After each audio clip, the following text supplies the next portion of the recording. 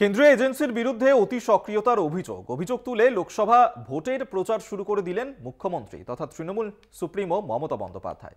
রবিবার কৃষ্ণনগর কেন্দ্রের দলীয় প্রার্থী মহুয়া মৈত্রের সমর্থনে নদিয়ার ধুবুলিয়াতে জনসভা থেকে মমতার স্পষ্ট বার্তা, ভোটের মুখে ইডি, সিবিআই বা এনআইএ ডাকলে সাড়া দেবেন না। মহুয়া থেকে কেজরিওয়াল ইস্যুতে সরাসরি বিজেপি বিরোধী জেহাদের সুর চড়ালেন তৃণমূল নেত্রী।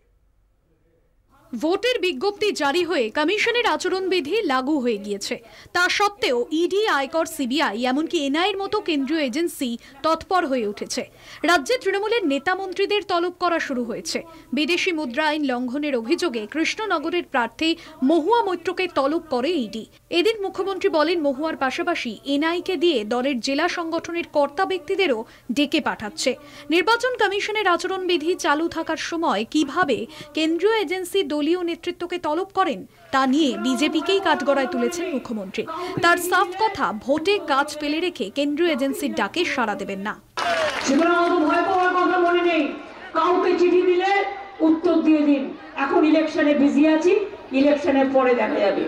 মহুয়া মৈত্রকে ইডি ডেকে পাঠালেও তিনি ভোটের কাজে ব্যস্ততার জন্য যেতে পারবেন না বলে জানিয়ে দিয়েছিলেন। ये हम क्या देखेंगे, ये तो सारे भारत के लोग देख रहे हैं, मोर इम्पोर्टेंट कृष्णनगर के लोग देख रहे हैं, और जितना भी ये मेरे पीछे पड़ते हैं, मेरा वोट हम तो कह रहे हैं कि 20,000 करके बढ़ जा रहा है। দিল্লির মুখ্যমন্ত্রী অরবিন্দ কেজরিওয়ালকে আবগারি কেলেঙ্কারি মামলায় গ্রেফতার করেছে ইডি।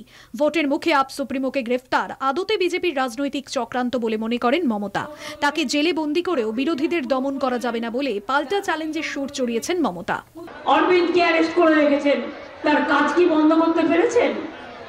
নিশ্চয়ই করতে পারেননি। প্রধানমন্ত্রী নরেন্দ্র মোদী 400 আসন পাবেন বলে দাবি করেছেন।